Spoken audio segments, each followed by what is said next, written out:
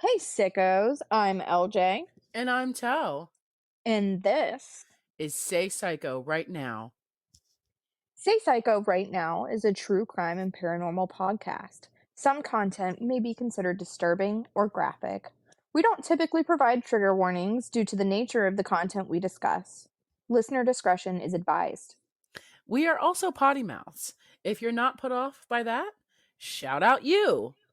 Buckle up and get ready for another episode of Say Psycho. To shop brand merchandise, access our socials, or become a Patreon member with access to early episodes and bonus content, find us on any social media platforms and consult the link tree in our bio, or go to www.patreon.com/saypsycho right now. You can also follow us on our socials or wherever you stream your podcasts and leave a 5-star review if you're enjoying our content so that we can continue to reach more people. Following us on Patreon enables us to produce more content and enables you to access more content. So we highly recommend checking that out.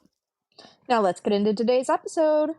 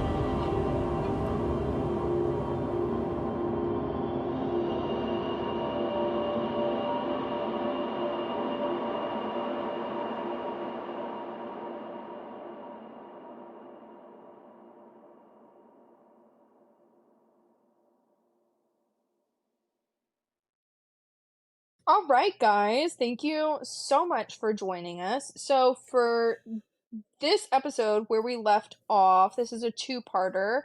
This episode was like immediately available for our patrons. I wanted to say Patreons, but patrons would be the right word.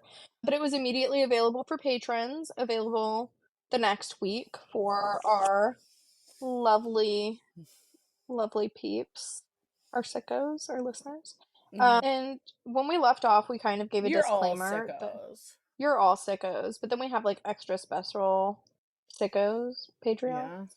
You know what I Yeah. mean? And you could be one for as little as $3, less than a coffee, just saying. But where we left off on the last episode, I gave a disclaimer that this is where we really get into the thick of it. Into the thick of it with Can with we get sued this for that? subject line. I don't think so. Okay. Hashtag not sponsored. So, not that I even know who would be sponsoring us for that. Oh, I think that would be the backyardigans. Oh, fact. Don't ask me how you have kids and I don't, and somehow I know that. God, because backyardigans aren't really like my kids' vibes. They kind of Yeah, miss they don't that, really you know? vibe with the backyardigans. They like the dog family. The dog family. Yeah, the dog family. Oh, Bluey. Yeah, that's the Yeah, one.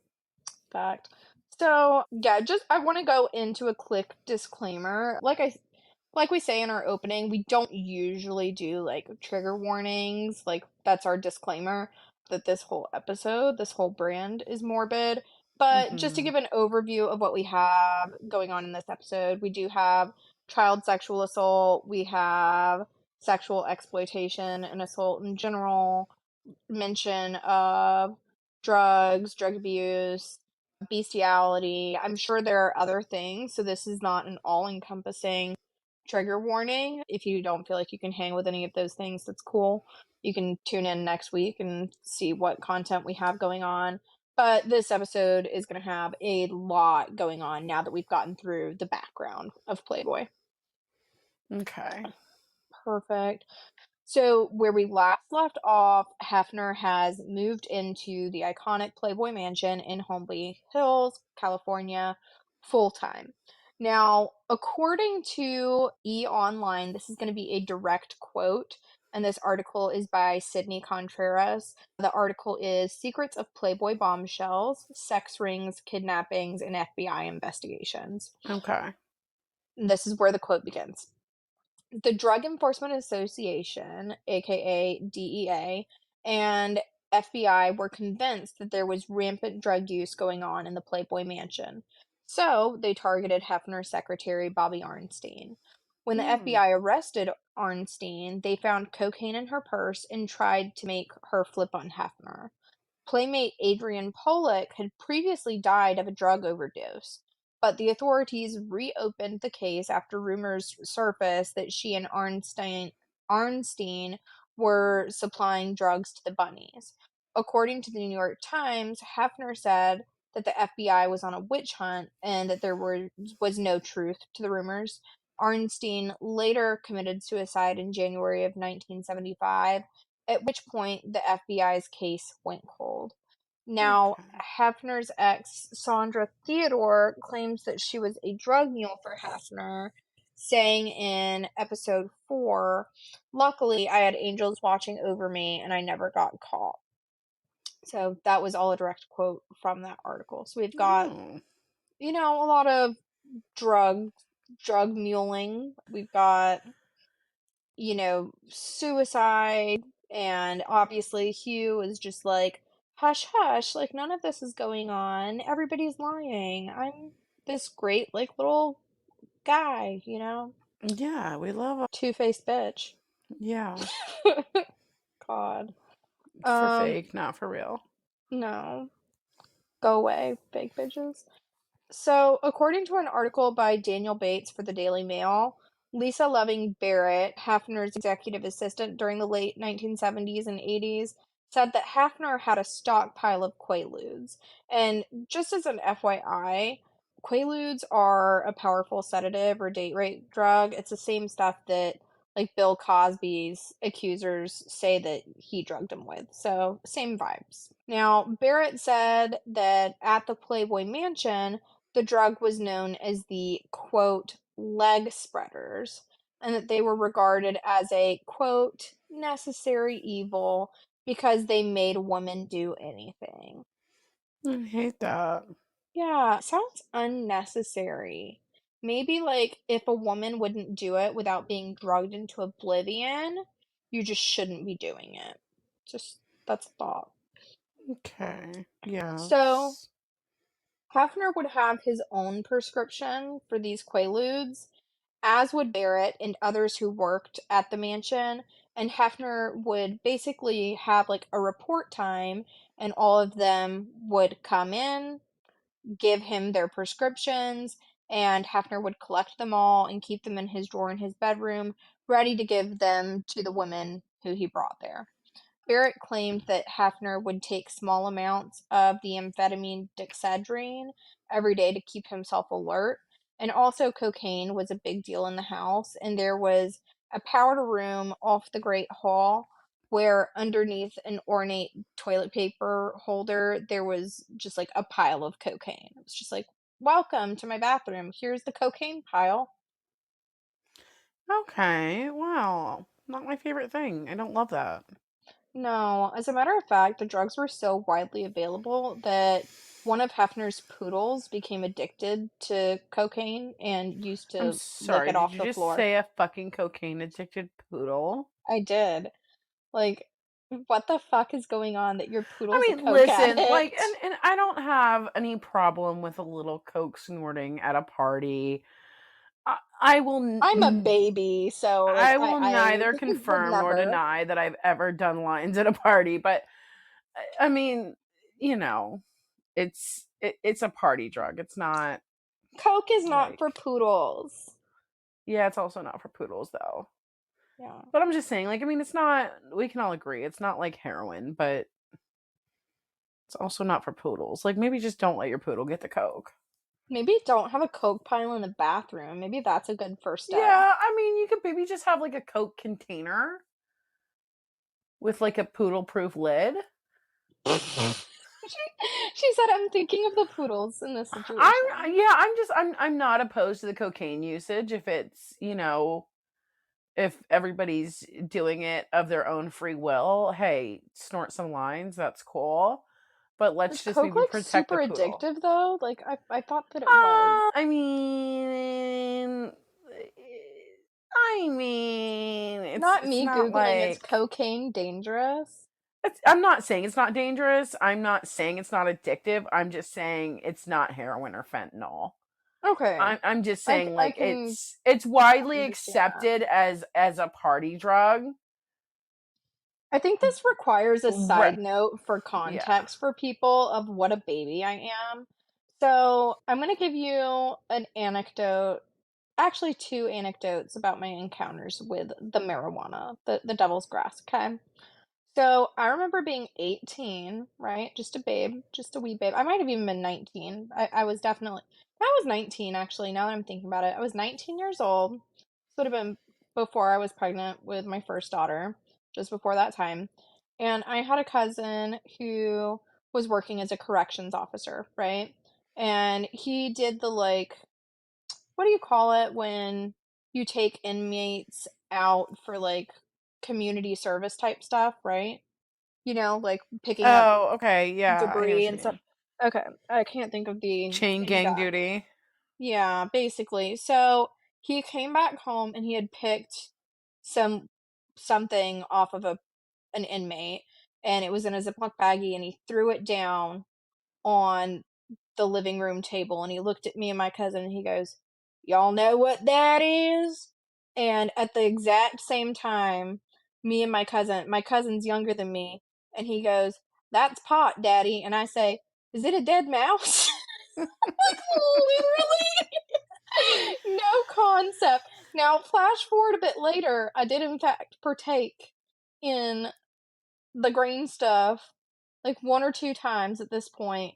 And I was in college at the time, and I went to like the therapy center at my university, and I was like, "I'm here because I think I have an addiction problem." They were like, "What?" And they were like, "Girl, You have a drug.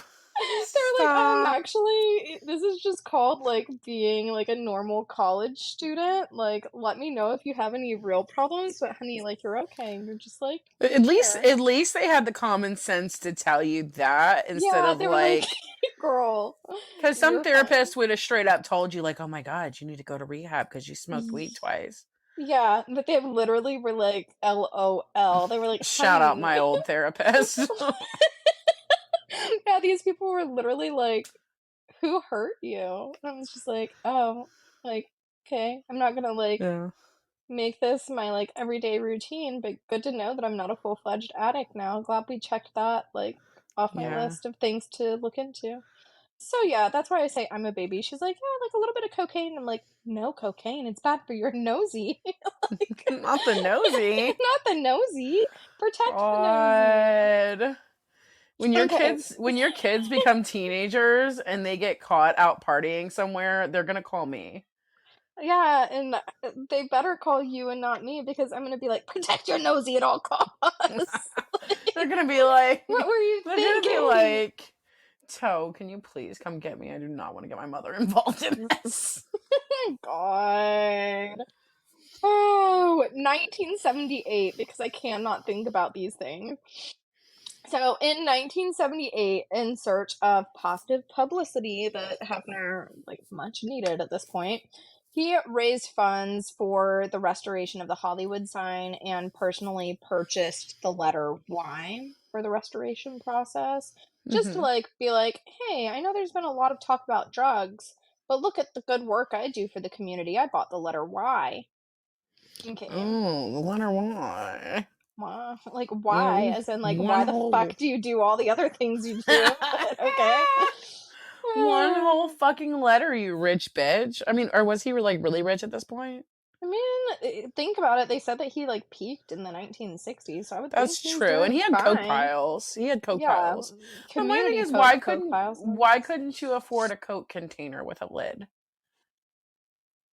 Damn, I don't know. I think all these people were probably so high, they were probably just dropping coke everywhere, and the I, poodle was just, like, there. it's not even about the poodle. It's just about how fucking uncivilized is it that your Coke doesn't have a lid? It's super uncivilized in my Like personal that's like, opinion. would you store your sugar for your coffee in a I container was without a about to say, lid? like, Absolutely, you wouldn't. what if they thought it was, like, the sugar for your Rice Krispies? Would you just put your sugar in a fucking bowl and like just sit it out? No, the fuck you wouldn't. That's That's how you not get something ants. exactly. So let's God. treat our Coke like our sugar. Such a beautiful way to I'm put sorry, I'm that. just hyper fixated on the fact that they didn't have lids for their Coke containers. Moving Man. on, you crazy bitch. So, this quote is from Line, also the Secrets of Playboy Bombshells article that we mentioned above by Sydney Contreras. The former security guard Jim Ellis and bunny mother PJ Maston claimed that the women who worked at Playboy clubs were vulnerable to the club members, and they alleged that the women were often drugged and assaulted by men who frequented the clubs. In one specific 1978 incident, 6 Playboy bunnies were kidnapped, drugged, and raped while held captive in New Jersey, according to an article from the New York Times. Maston said at least 40 to 50 women were assaulted, but they were not allowed to report crimes to the police or take victims to the hospital. Maston said that she was a member of the quote cleanup crew who made Mm. sure assaults weren't shared with the public. Oh my god. Yeah, disgusting.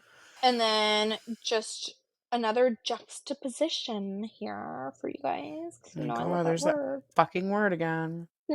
So, 1979, Hefner starts the official Playboy Jazz Festival. Technically, it's the second one after a one-time stint in Chicago, but his daughter creates the Hugh Hefner First Amendment Award to honor individuals like her father who significantly contributed to the evolution and protection of free speech. And in 1980, Hefner gets a star in the Hollywood Walk of Fame. And then here we have back to Cindy Contreras in her article. This information comes from her. This is around 1976 to 1981 now. Mm-hmm. So at this time, Sandra Theodore, previously a Sunday school teacher, dated Hugh from 1976 to 1981. The ex-girlfriend claims that their sex lives became increasingly wild, and I'm gonna give a disclaimer here that this is gonna be mention of animal abuse and, like, sex things, so you guys, if you wanna skip ahead a minute, skip ahead a minute, but the reason why I feel like this is so important is because it just goes to show we have one portrayal of how things are going on from a public standpoint, like, Mm-hmm. there's, these jazz festivals and, "Oh, the First Amendment Award," and, "Oh, the Hollywood Star of Fame," and then meanwhile, we have accounts from people who are close to Hugh, such as Sandra, and this shows what's going on behind closed doors, and that's why I feel like it needs to be included. So, Right. this is the point where you skip ahead a minute if you need to skip ahead a minute. And Okay. go. Okay, so Sandra says that their sex lives became increasingly wild, and she once walked in on him having sex with their shared dog. She said that she absolutely could not believe what she was seeing, and she added that she never left him alone with their dog again. But I'm like, girl, you I didn't hope this was leave, not and the I know that's so same dog that privileged. ate the Coke. Oh my god, that poor poodle has seen some shit if that's the case. What is going on with the fucking dogs in this place? Oh, okay. People might be chiming back We in. wonder why Rocco's not a friend of the pod. Yeah, he's like, "Don't be talking about this shit." I'm gonna have to say, like, guys, I hate this, but if you skipped ahead a minute and now you're like, "Oh, it's done." It's not. Skip ahead one more minute. I'm so sorry. There's like one more thing. So, PJ Maston alleges that they made porn star Linda Lovelace perform oral sex on a German Shepherd, which Theodore, that's Sandra Theodore, she was also present for that. Shortly after that, Sandra did break up with Hefner, but obviously she was very traumatized by the things that she witnessed before she got up the courage to be able to leave that situation. Thankfully, and I'll let you guys know if anything else comes up, but I do believe that's the end for mention of animal abuse for this episode. So I'll Okay. let you guys know if anything else comes up, but I'm pretty confident about that. So around the same time, we have pig nights being introduced. Now, you might be asking yourself, well, LJ, what are pig nights? You're welcome. It's not animal abuse. I'm just gonna let you know that right now. Um, Okay. but Thanks for it's still that. not good. It's not good. So these pig nights were confirmed by Hefner's previous valet, Stephen Tettenbaum, to have gone on from at least 1978 to 1981 every Thursday, and he said that drugs were at the forefront of these evenings. Hefner would instruct two pimps to bring half a dozen women each to the mansion from Sunset Strip, which at the time was notorious for prostitution. Hefner thought that these women were quote unquote pigs, but ordered his VIP male friends not to call them that to their face, according to the A&E Secrets of Playboy docuseries. A doctor would examine the women for any diseases or infections before they could have sex with the guests. And Tettenbaum, the valet, said that sometimes he had a special woman who had come up who he called the bleeder. So the bleeder would Mm. use a very large syringe and draw blood from these different friends. And another girl would come and perform oral sex or give them, like, hand stuff while they were having their blood drawn. Which, like, maybe don't. I don't know if that's your What thing. That's the your thing, but I just, fuck? like, yikes. Yikes on bikes for me. I don't know. That's just not a party I'd go to. It's just not for me. Yeah, I think it's not for most people. Yeah. So this is where we start to get into mention of child sexual abuse, unfortunately. And I'm just going to let you guys know that this story goes on for a bit, so if you're planning on skipping ahead, I'm sorry, but you're gonna need to skip a fair bit ahead. This is around 1980. We have Jennifer Saginor, I believe is how you say it, but we're just gonna call her Jennifer because, quite honestly, I don't want to spend this episode butchering her last name with my speech. So, Jennifer. She's the daughter of Hugh Hefner's personal doctor, who was his personal doctor for 40 years. She began living at the Playboy Mansion in Los Angeles at the age of 11. Okay. She would go on to write about her childhood experiences growing up in the mansion in her autobiography. The autobiography is called Playground: A Childhood Lost Inside the Playboy Mansion. And she did also speak out about her experiences on A&E's series Secrets of Playboy. So I recommend, in an effort to support her, you guys maybe should check out that book. Jennifer says that she developed a relationship with one of Hugh Hefner's girlfriends, commonly known as Kendall, but her government name seems to be Carrie Lee. The two were involved in a romance while Jennifer was still a teenager. So essentially, Jennifer was being groomed under the eyes of watchful adults, is what was happening. Let's call it what it was. So, what upset Hugh wasn't the actual scenario of an adult and child engaging in a relationship that a child can't actually consent to, but that Jennifer was underage and he didn't want news leaking that his girlfriend was having sex with a minor. Hefner was notorious for setting strict rules at the mansion, including the infamous 9 p.m. curfew. For those of you who don't know, all playmates who lived in the mansion, or all women inside the mansion, had a 9 p.m. curfew. They could not leave mansion property after 9 p.m.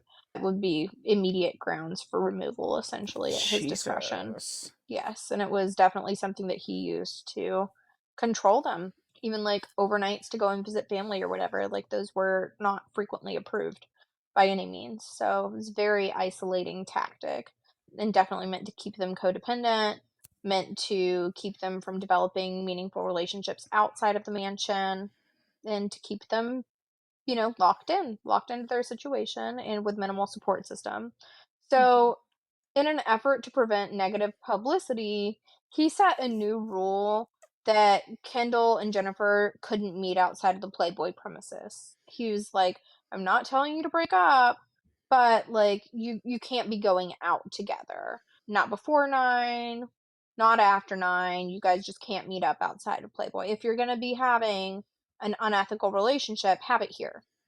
Like, okay. Okay. Great. Weird.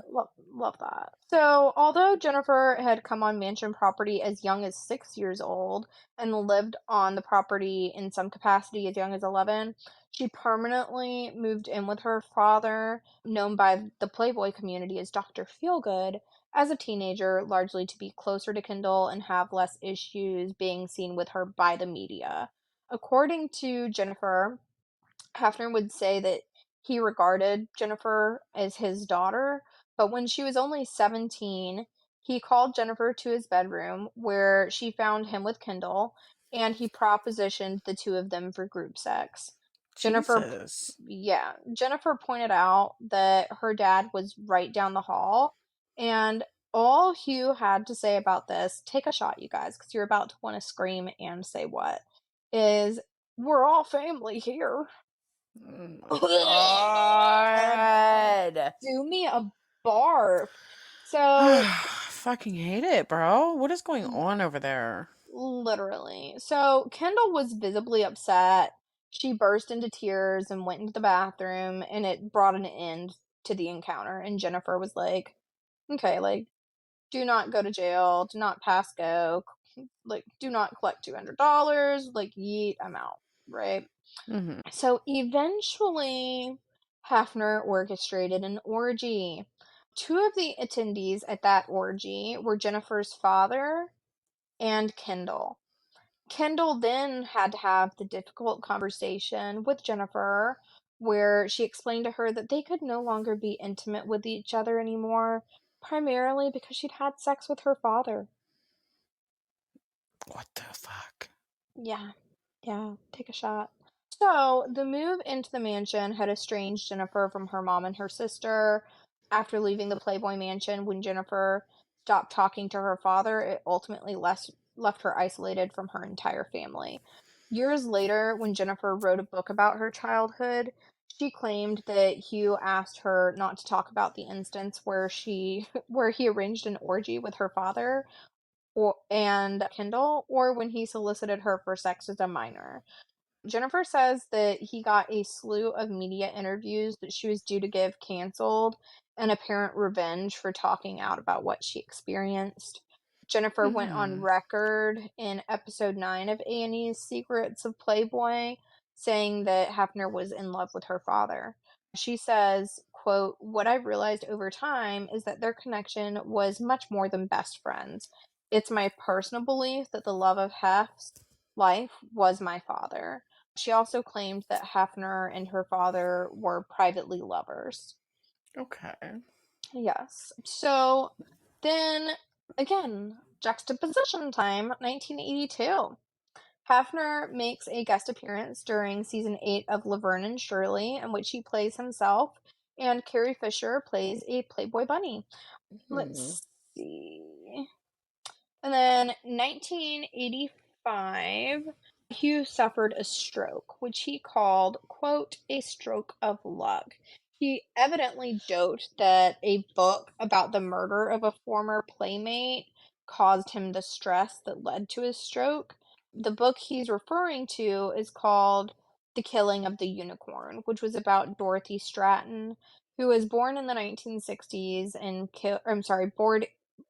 born in 1960 and was killed very young in 1980.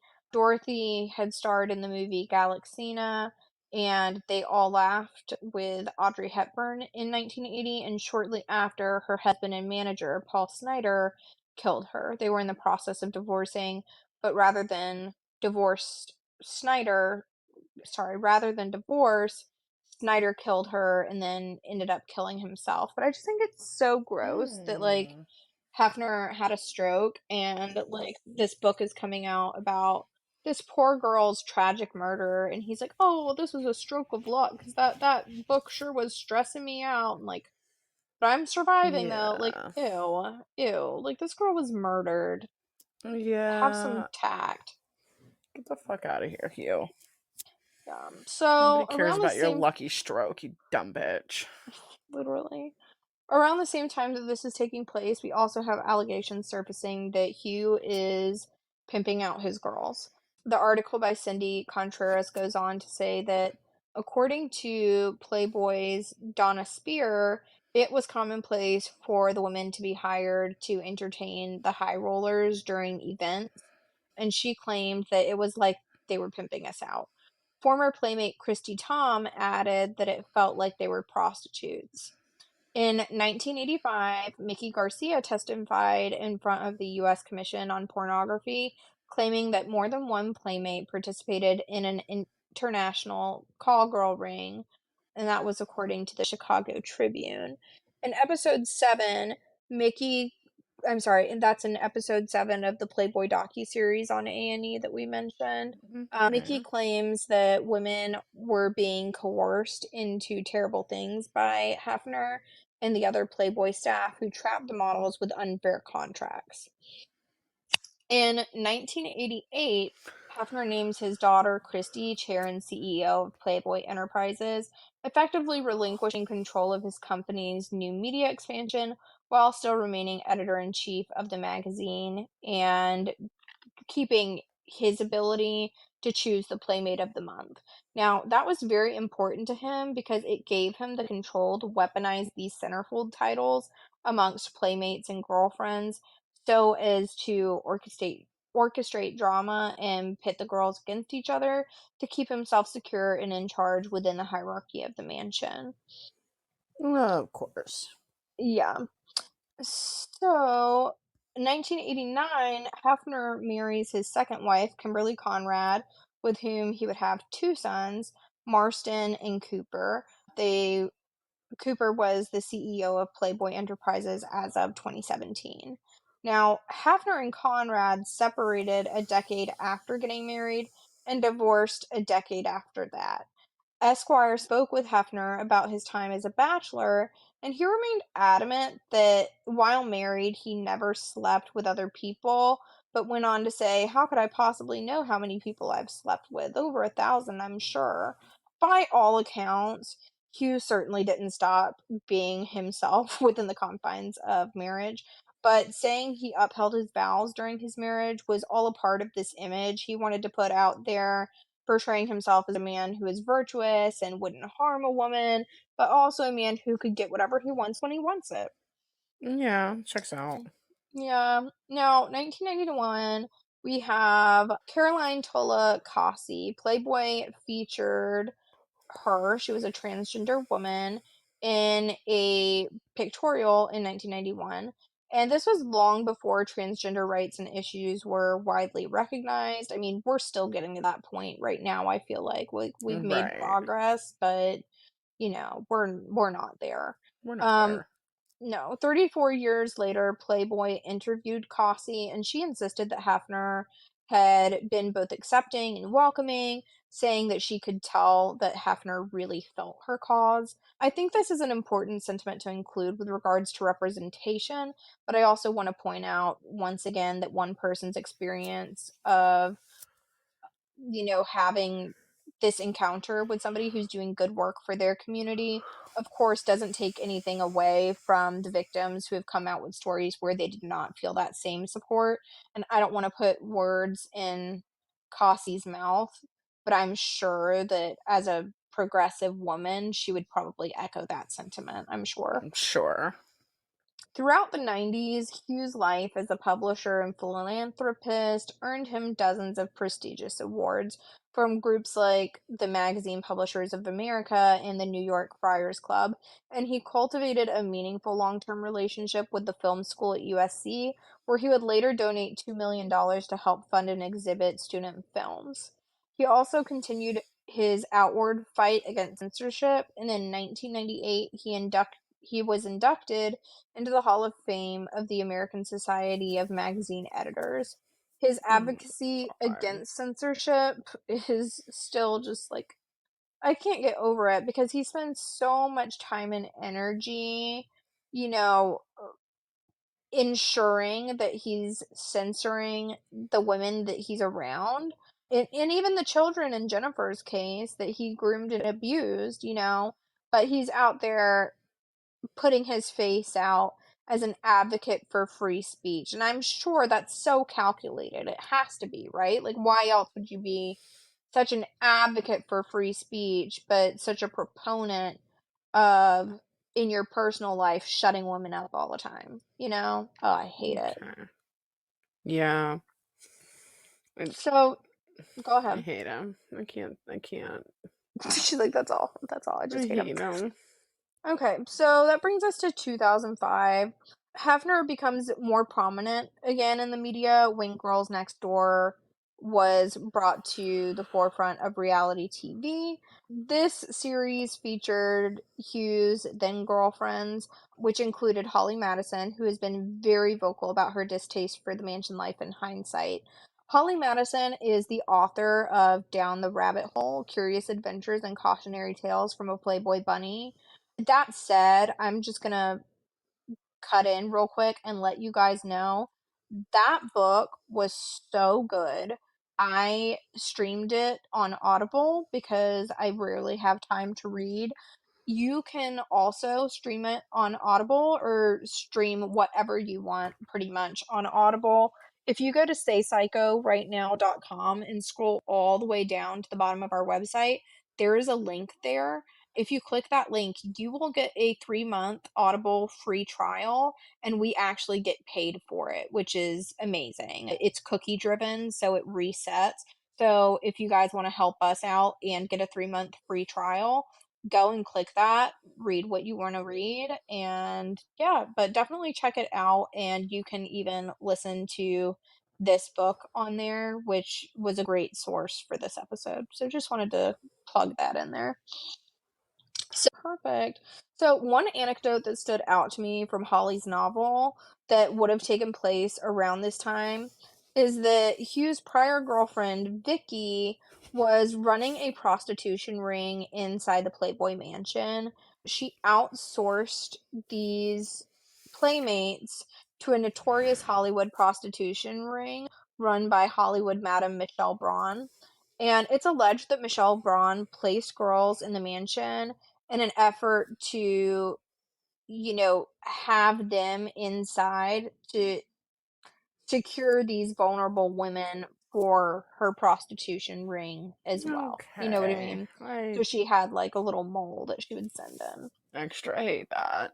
Yeah, so Hugh implemented passport checks, and if any of the girls had been to Turkey, which would corroborate in his eyes association with that prostitution ring, I guess there was like a direct correlation, you know what I mean? There had to Okay. be. Yeah. But he would do passport checks, and if he saw that any of the girls had been to Turkey, they would be let go as a playmate. So that was his way of controlling the women and limiting them from making money on the outside to better their situation and leave the mansion. He was very jealous natured and driven by a love for drama. He actually, at one point, Holly was doing really well at her job that she had before she was a playmate. She worked at Hooters, and she got some like modeling gig or was going to be recognized in some way at work, but she would have had to be out like a bit past 9. And he was just like, you have to quit your job, because he was just so jealous that she was doing well in Oh something that wasn't related to him. God. Yeah. So Holly Madison in 2008, she ended up leaving Playboy as a result of many years of Hugh putting the girls against each other and just like gaslighting the girls and performing activities that she wasn't comfortable with.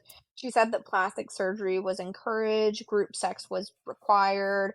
Of course, they had the 9 p.m. curfew, and her life was just completely controlled by Hugh. Upon her decision to leave the mansion, she even contemplated suicide due to the amount of revenge porn that she knew he would have at his disposal. But I the hate girls next that. I know, it's so sad the headspace that he would get these girls into. Like, it's just so sad. In Holly's case, the girls next door ended up being a really good catalyst for her because it gave her professional experience behind the scenes. She secured a role where she was able to make creative decisions for photo shoots and assist in other directions of operations. So it Yes, gave her kind of, queen. yeah, it gave her like a really good sense of independence and direction for something like outside of the mansion itself. And Holly would go on the record later saying that she believed that, or believes rather, that she developed Stockholm syndrome at the hands of Hugh.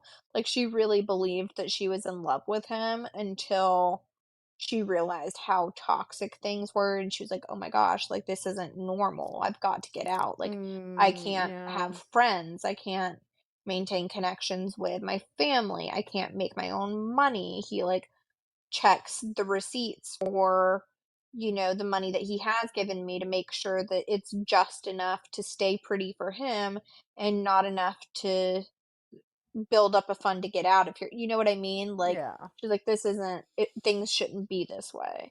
But she at one point really did believe that she loved Hugh genuinely, and she realized that later that this was in fact Stockholm syndrome for Oh. her at the hands of the abuse. And there were a lot of statements from other parties that corroborated Holly's fears of revenge porn. The Online's article, Secrets of Playboy, that we keep mentioning by Cindy Contreras, that was such a good source. She said that many people who have worked at or patroned the mansion gave insight into their personal experience with Hefner and Playboy with regards to potential for revenge porn. In episode 1 of the A&E docuseries about Playboy secrets, Bunny mother PJ Maston alleges that Hefner had sex tapes of women as collateral, and the ex-girlfriend we mentioned before, Sandra Theodore, added that he had tapes on everybody. Everybody. Mm, Stephen Tettenbaum, the valet and security that we mentioned earlier when we were right. discussing the quote-unquote pig parties, he said that it wasn't just sexual in nature either. Like, every place had microphones and little cameras, and they had to be very careful because they all knew that they were being monitored. So it was like, even if you weren't directly participating in some of the activities, you know what I mean? Sure. He could still be like, well, you were there, so therefore you were complicit, you know? And God. yeah, so calculated. In episode 10 of the same docuseries, Mickey Garcia and Theodore reveal that they were told in the case of Hefner's death, his executive secretary, Mary O'Connor, was instructed to destroy all sex tapes. The former executive assistant, Lisa Loving Barrett, says that she was told they were to put them in a barrel and throw them out to sea, which I feel like is so dramatic and also not good for the ocean. Like, could you not, like, do something else? I don't know. Yeah. Yeah. Stupid. Hate it. Yeah, in 2010, Hafner set the Guinness World Record for the longest running editor of a magazine, and he also sets one for the largest personal scrapbook collection, documenting essentially his entire life. That Nice. year, he proposes to Crystal Harris. But that said, I want to focus on the scrapbooking component here for a second because he Sure. literally would scrapbook everything. When I say everything, I mean we're talking group sex, photos taken of drunk or impaired women without their consent, photos of his parties. He would catalog all of this for his personal use, but also to be shared with others, which contributed to many playmates feeling trapped for fear of retaliation should they elect to leave the playmate lifestyle behind or speak out about their Mm. experiences. Yeah, super sad. Like, fuck your world record, you pig. And then in 2010, Hugh spoke with Vanity Fair and presented conflicting views when it came to women's sexuality. John Halpern said to Hefner, essentially, but feminists still oppose you for treating women as objects. And Hugh Right. responded, quote, they are objects. Oh my god. Fuck Yeah. you. He insisted in the same interview that he has been an advocate for women's rights, but feminists in general push back against both the magazine's exploitation as well as Hefner's personal exploitation of women. And there's like a Advocate for long women, my ass. Exactly. I mean, there's a long record of Hefner, like, treating women as objects, which is completely anti-feminist. We've got, the pig nights. We've got the required group sex 5 nights a week per Sandra Theodore, the prior girlfriend. He refused completely to utilize any contraception. Hmm. Why? In the 1970s, it was Okay. she said, "Okay," still stuck on that. So bad. In the 1970s, it was common practice that Hugh would provide a key to Playboy club members, which would literally open the doors to the mansion and essentially invite people in to do with the playmates as they please. And of course, none of this is disclosed to the young women who are initially brought into the mansion, usually from vulnerable circumstances. And God. Fuck you, Hef. yeah, and he loved to be like, "Oh, like, she was a small town girl before this and blah, blah, blah, and, like, I made her." Well, yeah, she was a small town girl who is gonna be stuck, like, in a cornfield for the rest of her life if she didn't do something drastic, and now you have her being regularly assaulted for what? The promise of a Yeah. centerfold, maybe?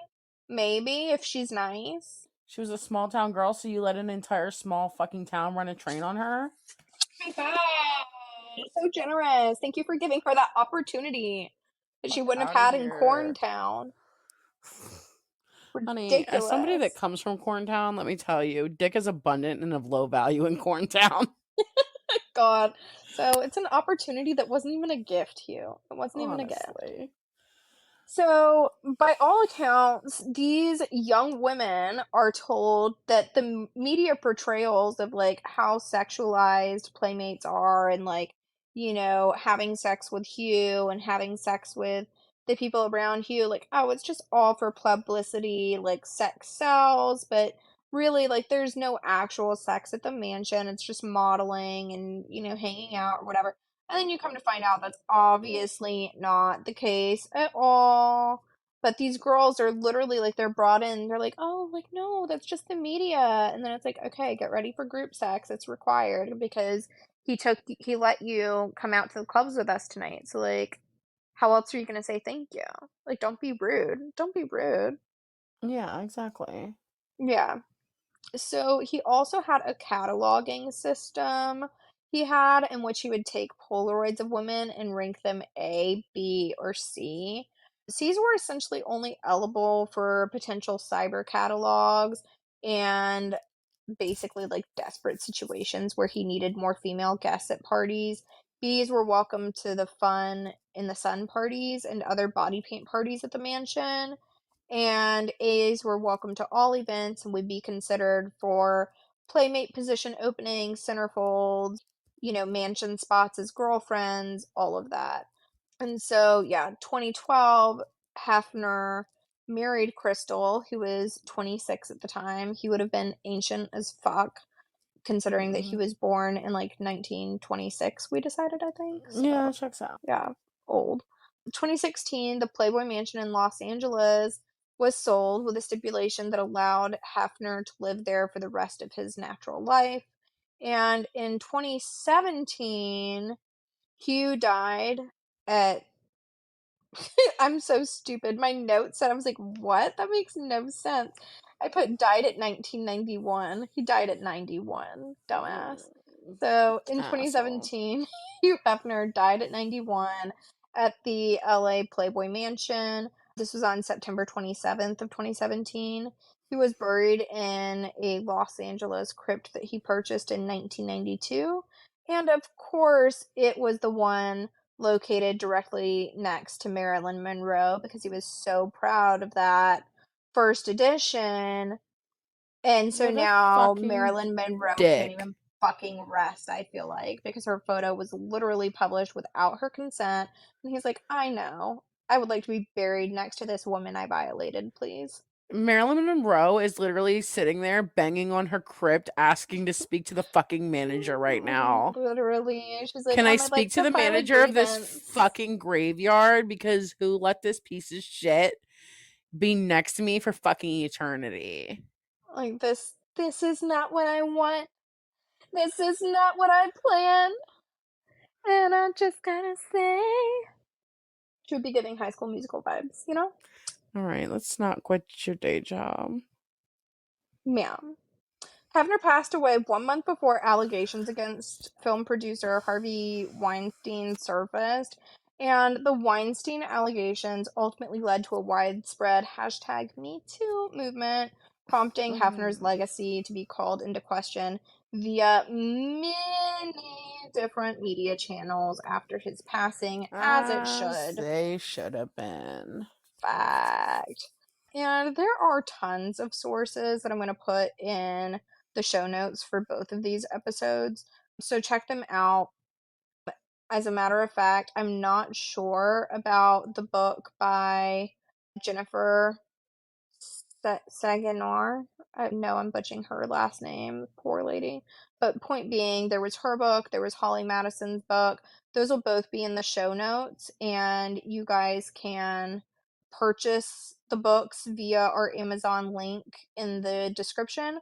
Or if you're more of like an audio book girly, go to staypsychorightnow.com, scroll all the way Mm. down, click the little audible button, get your 3-month free trial, and give them a listen. Yeah, but thank you guys for hanging in for 2 episodes of What the Fuck. Yeah, thanks for being that for us. We love you guys so much, and we'll It was see a you. beautiful time. Yeah, it was. I don't. See you I don't know next if I like week. that description. Yeah, we'll see you next week. Yeah, I was thinking that too. It was like, it really wasn't a beautiful time. I hated it. I hated it also. Okay. But I loved hating it with you. Oh, I love hating things with you too. Aw, bestie. Okay, let's not Can have a we hate things feeling. again together next week? Of course. God, see you guys then. All right, toodaloo. Bye. Bye. Okay.